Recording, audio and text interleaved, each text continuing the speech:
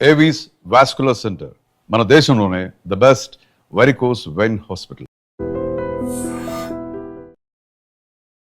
Hi నమస్తే, welcome to I dream. నేను మీ anchor Pratyusha. Varicose wines, దీని గురించి చాలా మందికి పెద్దగా అవగాహన ఉండదు. అసలు ఎందుకు వస్తుంది, ఎలా వస్తుంది, రాకుండా ఏం చేయాలి, వచ్చాక ఏం చేయాలి, ఇవన్నీ కూడా తెలుసుకుందాం. సో వీటి గురించి క్లీన్ అండ్ క్లియర్గా ఎక్స్ప్లెయిన్ చేయడానికి ఈరోజు మనతో పాటు ఏవిస్ హాస్పిటల్స్ నుంచి ఏవిస్ హాస్పిటల్స్ ఎండి ఇంటర్వెన్షన్ రేడియాలజిస్ట్ డాక్టర్ రాజావి కొప్పాల గారు మనతో పాటు ఉన్నారు. సో మాట్లాడదాం, చాలా విషయాలు తెలుసుకుందాం. హాయ్ సార్, ఎలా ఉన్నారు? హలో అండి, బాగున్నాను. సరే, వారికోస్ వైన్స్, అసలు దీని గురించి చాలా మందికి అవగాహన లేదు. అసలు ఎందుకు లేదో కూడా తెలియదు. అసలు వారికోస్ వైన్స్ అంటే ఏంటి, ఎందుకు వస్తుంది, ఎలా వస్తుంది, ఎవరిలో ఎక్కువగా వస్తుంది, అసలు ఎవరికి కూడా సరిగ్గా నాలెడ్జ్ లేదు సార్ దీనిపైన. సో మీరేం చెప్తారు, అసలు వెరికోస్ వైన్స్ ఎందుకు వస్తుంది, అసలు ఏంటిది? సో వారికోస్ వెయిన్స్ అంటే కాళ్ళలో మనకి కాళ్ళకి ధమనులు అంటే ఆర్టరీస్ రక్తాన్ని తీసుకొని వెళతాయి. ఆ వచ్చే వెయిన్స్ వచ్చే వాటిని వెయిన్స్ అంటాం అనమాట.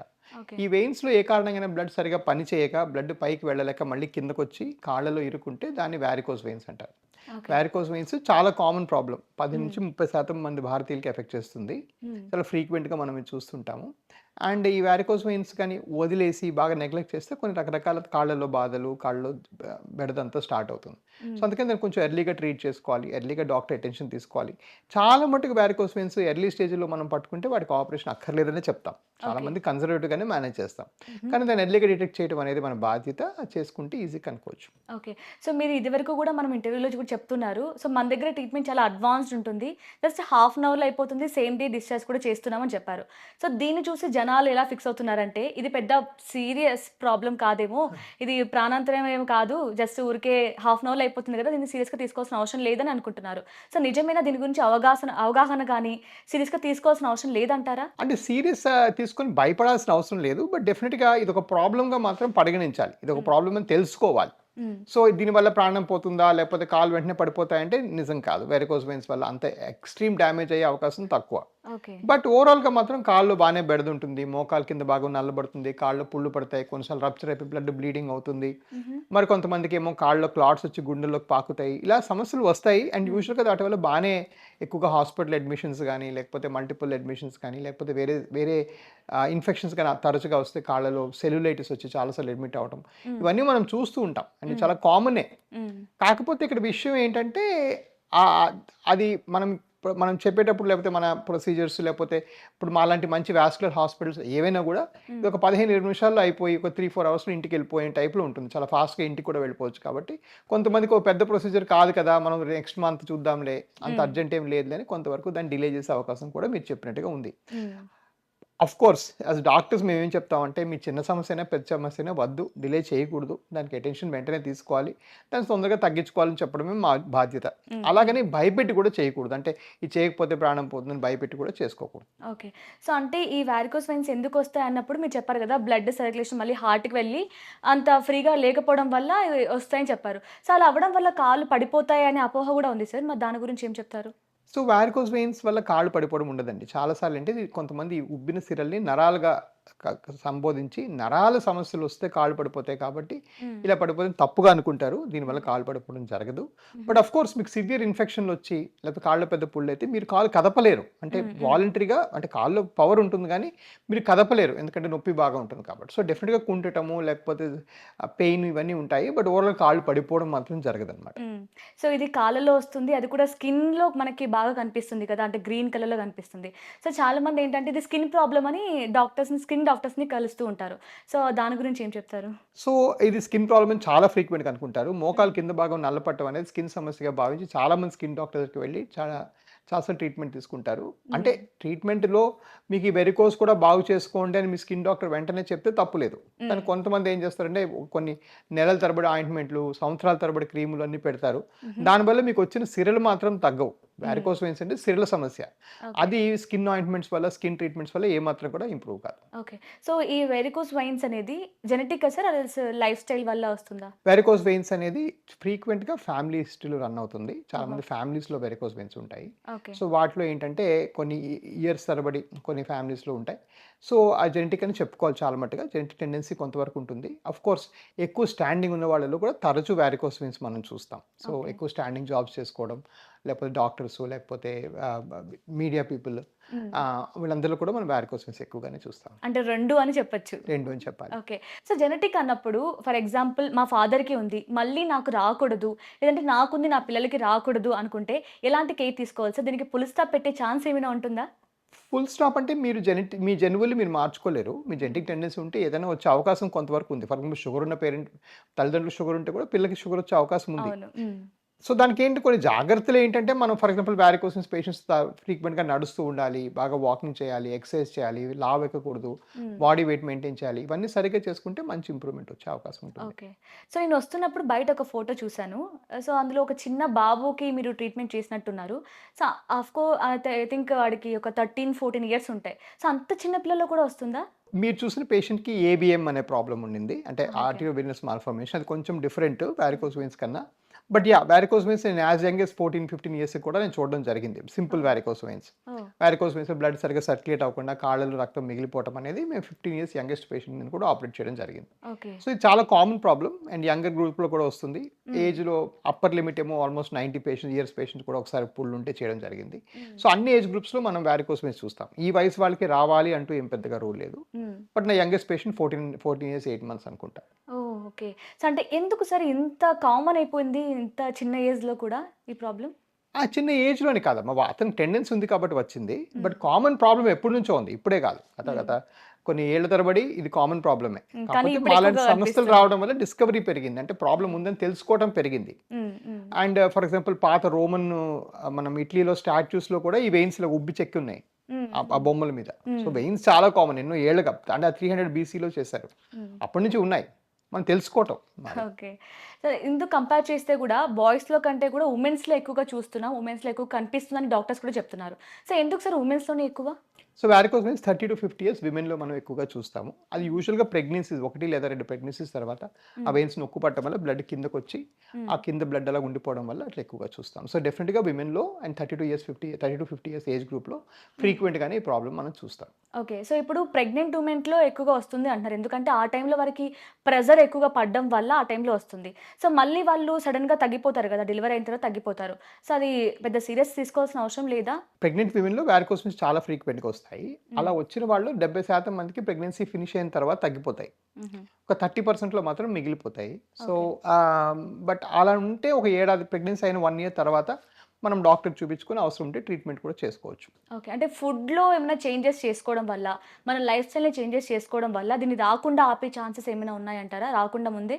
సో ఫుడ్ చేంజెస్ వల్ల ఏం డిఫరెన్స్ లేదండి. లైఫ్ స్టైల్ చేంజెస్ కూడాను ఏంటంటే యాక్టివ్ లైఫ్ స్టైల్ ఎక్కువగా నడుస్తూ ఉండాలి. హుహు. అండ్ ఫ్రీక్వెంట్ వాకింగ్, ఎక్సర్సైజ్ చేసుకుంటే మంచిది. హ్మ్. ఫుడ్ పరంగా చూస్తే మా వాస్కులర్ సమస్యలు వేటికైనా కూడా ఒక స్ట్రాంగ్ రిలేషన్‌షిప్ ఇప్పుడు ఇన్‌ఫ్లమేటరీ ఫుడ్స్‌కి కనెక్ట్ చేస్తున్నారు. హుహు. ఇన్‌ఫ్లమేటరీ ఫుడ్ అంటే ఏంటంటే మనము అది తింటే బాడీలో ఇన్‌ఫ్లమేషన్ పెరుగుతుందనమాట. ఆటి వల్ల ఓకే. రకరకాల సమస్యలొస్తాయి. అవి యూజువల్‌గా ప్రాసెస్డ్ ఫుడ్స్. ప్రాసెస్డ్ హ్మ్. ఫుడ్స్ అంటే బర్గర్‌లు, పిజ్జాలు, నూనెలో వేపినవి లేకపోతే రీఫ్రైడ్ ఆయిల్‌లో ఎక్కువగా వేపినవి. హ్మ్. అవన్నీ ఇన్‌ఫ్లమేటరీ ఫుడ్స్ అంటాం. So okay. చాలా మట్టుకు వీలున్నంత వరకు ఫ్రైడ్ ఫుడ్స్, హుహు. ఈ జంక్ ఫుడ్ అంటే ఈ బేకరీలో దొరికే వస్తువులు ఇవన్నీ మాత్రం వీలున్నంత వరకు అవాయిడ్ చేస్తే మంచిది. ఓకే. సో, ఇప్పుడు ఇందులో కూడా మనకి మెన్స్‌కొస్తుంది, వుమెన్స్‌కొస్తుంది. వాళ్ళలో డిఫరెన్స్ ఉంటుంది. గర్ల్స్‌లో డిఫరెన్స్ ఉంటుంది. ఏజ్ బట్టి కూడా డిఫరెన్స్ ఉంటుంది. సో, మీరు ఎలా ట్రీట్ చేస్తారు? అందరికి సేమ్ ట్రీట్మెంట్ ఉంటుందా? లేదంటే ఇందులో కూడా స్టేజెస్‌ని బట్టి మీరు ట్రీట్మెంట్ ఇస్తారా? 100% స్టేజెస్ బట్టి వాళ్ళ రిక్వైర్మెంట్ బట్టి ట్రీట్మెంట్ చేస్తామండి. ఇట్లా ఓకే. స్టేజ్ ఫర్ ఎగ్జాంపుల్ ఒక యంగ్ గర్ల్ వచ్చి నాకు కాళ్ళకి వెయిన్స్ కనబడకూడదు నేను షార్ట్స్ చేసుకుంటాను హ్మ్. అంటే వాళ్ళ ట్రీట్ చేస్తాం. హుహు. ఒక ఓల్డర్ పర్సన్ వచ్చి ఫర్ ఎగ్జాంపుల్ 75 ఇయర్స్ అండి నా వయసు నేను రిటైర్డ్ స్కూల్ టీచర్ వెయిన్స్ కనబడుతున్నాయంటే వాళ్ళకి యూజువల్‌గా ట్రీట్మెంట్ చెయ్యము. హుహు. రైట్. ఆ కనిపించే వెయిన్స్‌కి ఏం అవసరం లేదు. నొప్పి లేదు, బాధ లేదు, హ్మ్. పెద్దగా యాక్టివిటీ లేదు. ఆయన ఎక్కువగా ఇంట్లో రెస్టే కదా తీసుకుంటారు. హ్మ్. హ్మ్. అలాంటి ట్రీట్మెంట్ అక్కర్లేదని కూడా చెప్పిన సందర్భాలు ఎక్కువగా ఉంటాయి. సో, ఫర్ ఎగ్జాంపుల్ మా దగ్గర 50,000కి మించి ఓపీ చూసాం. హ్మ్. 5,000కే ఆపరేషన్ చేసాం. సో, మా ఓహ్! దగ్గర 10% వాళ్ళకే ప్రొసీజర్‌లు అవుతాయి. అదొక ఓకే. పెద్ద పొరపాటు. వారికోస్ వెయిన్స్ ఉన్న వాళ్ళందరికీ ఆపరేట్ చేస్తామని. హ్మ్. సో, అదంతా కరెక్ట్ కాదు. బట్ ఓవరాల్‌గా ఏంటే వాళ్ళ నీడ్ బట్టి, వాళ్ళ అవసరం బట్టి, సివియారిటీ బట్టి, తీవ్రత బట్టి హ్మ్. ఎలా చేస్తే బావుంటుందని ఒక డెసిషన్ తీసుకొని చేస్తాం. ఓకే. ఇందులో ఎన్ని స్టేజెస్ ఉంటాయి సార్? దీనిలో చూసాక చెప్పుకోవాలంటే 6 స్టేజ్‌లుంటాయి. ఓహో! ఫస్ట్ స్టేజ్‌లో చిన్న చిన్న వెయిన్స్ కనబడతాయి. రెండో ఓకే. స్టేజ్‌లో కొంచెం పెద్ద వెయిన్స్. హ్మ్. మూడో స్టేజ్‌లో వెయిన్స్ కనబడడంతో పాటు కాళ్ళు పీకటం, కాళ్ళు నొప్పులేయటం, కాళ్ళు హ్మ్. ఉబ్బటం కనిపిస్తుంది. హ్మ్. నాలుగో స్టేజ్‌లో మోకాలు కింద భాగం నల్లబడుతుంది. హుహు. ఐదో స్టేజ్‌కొచ్చేటప్పుడు చిన్న చిన్న పుళ్ళు ఏర్పడతాయి. ఆరో స్టేజ్‌లో పెద్ద పుళ్ళు ఏర్పడతాయి. So, okay. బేసిక్‌గా 6 స్టేజ్‌లుంటాయి. హ్మ్. బట్ యూజువల్‌గా ఈ స్టేజీలనేది ఏంటంటే మీ డాక్టరు మిమ్మల్ని చూసి నిర్ధారించాలి. మీగా మీరు చెప్పుకోకూడదు. చాలా మంది నాకు వచ్చి రాంగ్ స్టేజ్ చెప్తారు. సరే నేను సెకండ్ మీరు చెప్పారు టీవీ చూసి నేను సెకండ్ స్టేజ్ అనుకుంటున్నాను అంటారు. అది కాదండి, ఈ పలానా రీజన్ వాళ్ళ సెకండ్ కాదు అని చెప్పిన సందర్భాలు చాలా ఉంటాయి. సో ఈ స్టేజెస్ అంటే కొంచెం జనరల్ నాలెడ్జ్ కోసం అవసరమే. నేనేం బిలీవ్ చేస్తానంటే మీకు వెయిన్స్ ఉండంగానే అంటే ఇలా కనిపించిన చారలా కనిపించిన ప్రాబ్లం కనిపించిన మీరు ఒక మంచి వాస్కులర్ డాక్టర్ని కలిసి అసలు ఈ ప్రాబ్లం ఏంటి అని తెలుసుకోవడం చాలా అవసరం. సో మీరు అన్నట్లే చాలా మంది వాళ్ళ వల్ల డిసైడ్ అయిపోతూ ఉంటారు. నాకేం ప్రాబ్లం లేదు, నేను స్టార్టింగ్ స్టేజ్‌లో ఉన్నాను. లేదంటే ఈ స్టేజ్‌లో నేను మసాజ్ చేసుకోవడం వల్ల, కొన్ని ఆయిల్స్ అప్లై చేసుకోవడం వల్ల, హోమ్ రెమెడీస్ యూజ్ చేయడం వల్ల నాకు పోతుందిలే అని లైట్ తీసుకుంటూ ఉంటారు. సో అది మిస్టేకా? లేదంటే వాళ్ళు చేస్తుంది అవగాహన ఉండే చేస్తున్నారు అనిపిస్తుందా మీకు? అది ప్యూర్‌గా మిస్టేక్ అండి. అసలు మనం ఆయిల్స్ వల్ల ఏ వెరికోస్ వెయిన్స్ కూడా తగ్గవు. కొంతమంది వ్యారికాయిల్ ఇవేవో చెప్తుంటారు. వాటి వల్ల ఎటువంటి ఉపయోగం కూడా ఉండదు. మరి కొంతమంది సాక్స్‌లు వేస్తారు.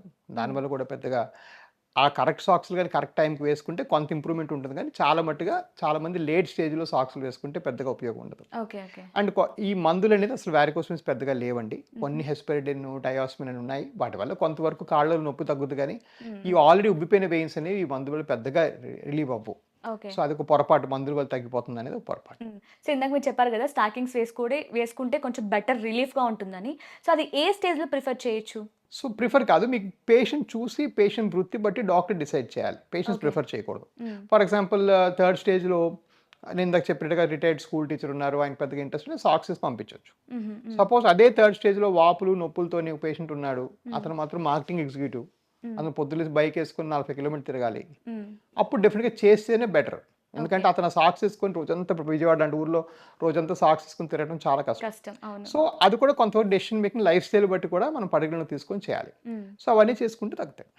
సో మీరు హాఫ్ అన్ అవర్‌లో ట్రీట్మెంట్ చేస్తాం, మళ్ళీ రావు అని చెప్తారా? మళ్ళీ వచ్చే ఛాన్సెస్ ఉన్నాయంటారా? సో నేను ఇప్పుడు దాకా ఇదే కాదండి. 1000కి మించి షోలు చేస్తుంటాను ఇట్లాగా. ఒక్కసారి కూడా రావు నేను ఎప్పుడు చెప్పలేదు. ఇది నేనే కాదు, ఎవరైనా అలా రావు అని చెప్తే కూడా వాళ్ళ ఫాల్ట్. అంటే నా ఉద్దేశంలో అతిశయోక్తి చేస్తున్నారు. ఇది వచ్చే అవకాశం 1-2% అండి. ఓకే. చాలా తక్కువ. బట్ డెఫినెట్‌గా అవకాశం ఉంది ఎంతో కొంత. సో డెఫినెట్‌గా రావు అని చెప్పి ఎవరు చేయరు. ఇన్‌ఫాక్ట్ దీని ప్రాబ్లమ్ ఈ వారికోస్ వెయిన్స్‌కి ఇంకో పర్యాయ పదం క్రానిక్ వీనస్ ఇన్సఫిషియన్సీ. ఓహ్! అంటే ఏదైనా వస్తువు క్రానిక్ అంటేనే అది మళ్ళీ వచ్చే అవకాశం ఎంతో కొంత దానిలోనే ఆ పేరులోనే రాసి పెట్టుంది. సో డెఫినెట్‌గా దాని వల్ల కొంత వస్తుంది. బట్ ఓవరాల్‌గా చాలా మంచి సక్సెస్ రేట్స్ మా ఉద్దేశంలో చేసుకుంటే మంచిది. కానీ రాదని చెప్పి మాత్రం ఒకళ్ళు కూడా ఇప్పటిదాకా చేయలేదు. సో ఇప్పుడు మీరు చెప్తున్నారు ఫస్ట్ నుంచి కూడా అంటే ఎక్కువగా ప్రెజర్ తీసుకోవడం వల్ల లెగ్స్‌కి ఎక్కువ ప్రెజర్ పడడం వల్ల డే మొత్తం ఎక్కువసేపు నిల్చున్న తప్పే కూర్చోవడం వల్ల కూడా వస్తున్నాయని చెప్తున్నారు. సో ఒకసారి ట్రీట్మెంట్ చేయించుకుంటారు. మళ్ళీ వాళ్ళ జాబ్ అదే, వాళ్ళు చేయాల్సిందదే. మళ్ళీ వెళ్తే మళ్ళీ ట్రీట్మెంట్ చేయించుకుంటూనే ఉండాలా ఇంకా లైఫ్ లాంగ్? సో నిల్చోవడం వల్ల ఆల్రెడీ వచ్చిన వారికోస్ వెయిన్స్ యొక్క తీవ్రత పెరుగుతుంది. వారికోస్ వెయిన్స్ పుట్టవు. ఓకే. సో నిల్చోవడం మళ్ళీ మీరు సపోజ్ క్యూర్ అయిపోయిందని నిల్చుంటే తప్పులేదు. మళ్ళీ వెనక్కి వచ్చే అవకాశం చాలా తక్కువ నిల్చున్నా కూడా. ఓవరాల్‌గా ఏంటంటే నిల్చుని అట్లా ఉండటం మంచి అలవాటు కాదు. నడుస్తూ ఉంటే మంచిది. సో కొంతవరకు వాకింగ్, మూవ్‌మెంట్స్ ఇంకార్పొరేట్ చేసుకుంటే మంచిది. సో అవిస్ హాస్పిటల్స్ గురించి మాట్లాడితే నార్మల్‌గా ఇన్సూరెన్స్ క్లెయిమ్ అవ్వాలంటే మనకి 24 అవర్స్ మనం అడ్మిట్ అయితేనే మనకి ఇన్సూరెన్స్ అనేది క్లెయిమ్ అవుతుంది. బట్ మీరేమో ట్రీట్మెంట్ హాఫ్ అన్ అవర్‌లో చేస్తాం, సేమ్ డేనే డిశ్చార్జ్ చేస్తాం అంటున్నారు. మనకి వాళ్ళకెలా సార్ ఇన్సూరెన్స్ ఎలా మా క్లెయిమ్ దగ్గర అవుతుంది? ఇన్సూరెన్స్ అన్నీ సేమ్ డే డిశ్చార్జ్‌కి ఒప్పుకున్నాయి. ఓకే. ఎందుకంటే భారతదేశంలో ఆల్మోస్ట్ హైయెస్ట్ నంబర్ చేస్తున్నాం కదా.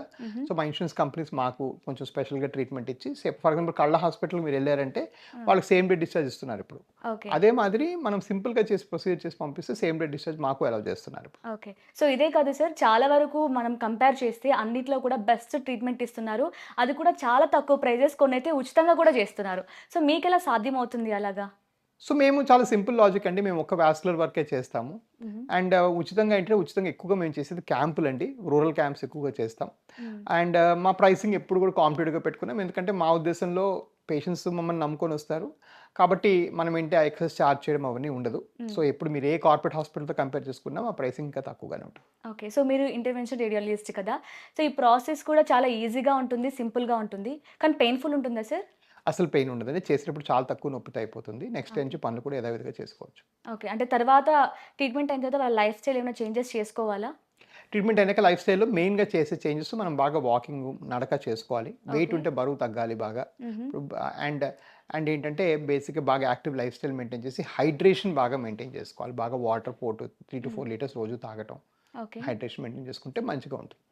సో పర్టిక్యులర్‌గా మనం జిమ్ చేసే వాళ్ళ గురించి మాట్లాడితే వాళ్ళు ఎక్కువగా వెయిట్ లిఫ్ట్ చేస్తూ ఉంటారు. సో ఒకవేళ ప్రాబ్లమ్ వచ్చిన తర్వాత ట్రీట్మెంట్ చేయించుకున్న తర్వాత కూడా మళ్ళీ వాళ్ళు అదే చేయాలి. సో వాళ్ళకేమైనా డిఫరెంట్ ట్రీట్మెంట్ చేస్తారా? లేదంటే రెగ్యులర్‌గా నార్మల్ పేషెంట్‌కి చేసినట్టే చేస్తారా? లేదండి, అసలు జిమ్ వాళ్ళకి ఎటువంటి వేరే ట్రీట్మెంట్ ఏమి అక్కర్లేదు. సేమ్ ట్రీట్మెంట్ చేస్తాం. ఇన్‌ఫాక్ట్ నేను చాలా చాలా పవర్ఫుల్ బౌన్సర్ ఒక ఆయన వచ్చి మాతో చేయించుకున్నారు. ఓకే. ఏం లేదండి, సేమ్ ట్రీట్మెంట్, సేమ్ యాక్టివిటీ కూడా చేసుకోవచ్చు వాళ్ళు, నెక్స్ట్ నుంచి అన్ని యాక్టివిటీస్ కూడా చేసుకోవచ్చు. ఓకే. సో, ఫైనల్‌గా ఇప్పుడు చాలా మందికి గ్రామీణ ప్రాంతాల్లో అవగాహన పెద్దగా ఉండదు. మనం స్టార్టింగ్‌లో మాట్లాడుకున్నట్లే ఈ వారికోస్ వెయిన్స్ అంటే కూడా ఏంటో తెలీదు, ఎందుకొస్తాయో తెలీదు, ఎలా ఉంటుందో కూడా తెలీదు. ఒక్కోసారి కొంతమందిలో పెయిన్ కూడా ఎక్కువగా ఉండదు కదా స్టార్టింగ్‌లో. సో, వాళ్ళకి ఎలాంటి అవేర్‌నెస్ కల్పించాలనుకుంటున్నారు? అవేర్నెస్ ఏం లేదండి, మీరు వారికోస్ వెయిన్స్ లాంటి డౌట్ ఉంటే ఇవి చూస్తే ఉబ్బినవి సిరలవి, నరాలు కావు. కాబట్టి మీరు ఒక వాస్కులర్ లేకపోతే ఇంటర్వెన్షన్ రేడియాలజిస్ట్ దగ్గరికి మీరు వెళ్ళాలి. ఓకే. వెళ్తే ఏంటంటే మీకు క్లియర్గా ప్రాబ్లమ్ ఐడెంటిఫై చేస్తారు, చెప్తారు. అండ్ అవసరం ఉంటే స్కాన్ కూడా చేస్తారు, మీకు ఐడెంటిఫై చేసి చెప్తారు. సో దీని గురించి భయపడాల్సిన అవసరం లేదు. అండ్ యూజువల్గా సర్జరీ చెప్పము మేము, ఓన్లీ 10%కే చెప్తాం. సో అదేంటంటే అది ఒక పెద్ద అపోహ అలా చేసుకోవటం వల్ల. ఓకే. సో, ఏఐ గురించి మాట్లాడితే మనం ప్రపంచం అంతటా ఏఐ డెవలప్ అయిపోయింది. సో, అన్ని ఫీల్డ్‌లో ఏఐ వచ్చేసింది. సో, ఇందులో మనకి పర్టిక్యులర్‌గా ఏమైనా ఏఐ నేర్చుకున్న డాక్టర్స్ కానీ ఏమైనా ఉన్నారా సార్? సో ఏఐలో మాకు చాలా బెనిఫిట్స్ ఉన్నాయి. ఫర్ ఎగ్జాంపుల్ మా కాల్ సెంటర్ అంతా ఇప్పుడు ఏఐ బేస్డ్ చేస్తాము. మీ పేషెంట్స్ క్వశ్చన్స్ అన్నిటి కూడా మనం ఏఐ బేస్డ్గా ఆన్సర్స్ చెప్తున్నాము. సో దట్ మేము పేషెంట్స్ మాకు ఫ్రీక్వెంట్గా అడిగే క్వశ్చన్లు అన్నీ ఒక ఏఐలో ప్లాట్ఫామ్లో ఇచ్చి వాళ్ళకి ఆన్సర్ చేసేటట్టు ఒక పైలట్ ప్రాజెక్ట్ రన్ చేస్తున్నాం. ఓకే. ఇక్కడ ఏఐ అన్ఫార్చునేట్లీ మా ఫీల్డ్లో కొంచెం నెగిటివ్ వాల్యూ వస్తుంది. ఎందుకంటే అందరూ చాట్ జీపీటీలో వాళ్ళ సిమ్టమ్స్ జబ్బు పేరు రాసి చూసుకొని వస్తున్నారు. ఓకే. సో దానిలో మాత్రం చాలా పొరపాటు అండి. మీ సిమ్టమ్స్ రాసి చాట్ జీపీటీ ఇచ్చిన డయాగ్నోసిస్ 19% తప్పు అవుతుంది, లేదా ఇన్అడిక్వేట్ అవుతుంది. ఎందుకంటే దానికి అంత నాలెడ్జ్ లేదు. రెండోది, మీరు ఎంత మంచి అడ్వాన్స్ ఏఐ ఉన్నా ఒక డాక్టర్ 2 కళ్ళతో చూసి పేషెంట్ మీరు తీసుకునే డిస్కషను, ముట్టుకొని చూసుకునే డిస్కషను, అవన్నీ ఏఐ రెప్లికేట్ చేసే అవకాశం ఇంకా లేదు. Many steps behind. Okay. AI ఏంటంటే ఒక సెర్చ్ ఇంజిన్స్ లేకపోతే ఒక వెబ్సైట్స్ బేస్డ్గా తీసుకొస్తుంది, కానీ అది రియల్ టైంలో రియల్ లైఫ్లో పేషెంట్ చూసి on the spot decision making చేయలేదు.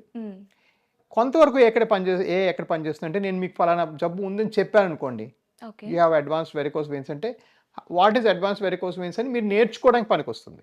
It will tell you everything, ఇదేంటి ఇదంతా. సో కొంత మనం ఏ వాడుకోవచ్చు, but A does not replace a doctor correct. In the planning or management. ఈ పాయింట్ చాలా మంది గ్రహించాలి. చాలా మంది మిస్టేక్ చేస్తున్నారు, చేసి ఏవో తప్పులు తడకలు పట్టుకొని తిరుగుతున్నారు. సో ఇది చాలా పొరపాటు. అవును. ఏఐ నేర్చుకున్న డాక్టర్ దగ్గరికి వెళ్తే మాకు మంచి సొల్యూషన్ ఉంటుంది, చాలా అడ్వాన్స్ ట్రీట్మెంట్ ఇస్తారు అనుకుంటూ ఉంటారు. సో అది కరెక్ట్ కాదు. ఇప్పటికీ పేషెంట్ చూసి ఇచ్చే treatment absolutely perfect treatment. Okay. కొంతవరకు మీ జనరల్ నాలెడ్జ్ పెంచడానికి పనికొస్తుంది, కానీ it does not replace the correct treatment. అది yeah, nice sir. Thank you so much sir, మీ టైంని మా కోసం స్పెండ్ చేసి వెరికోస్ వెయిన్స్ గురించి ఇంత అవగాహన కల్పించినందుకు థ్యాంక్ యూ సో మచ్.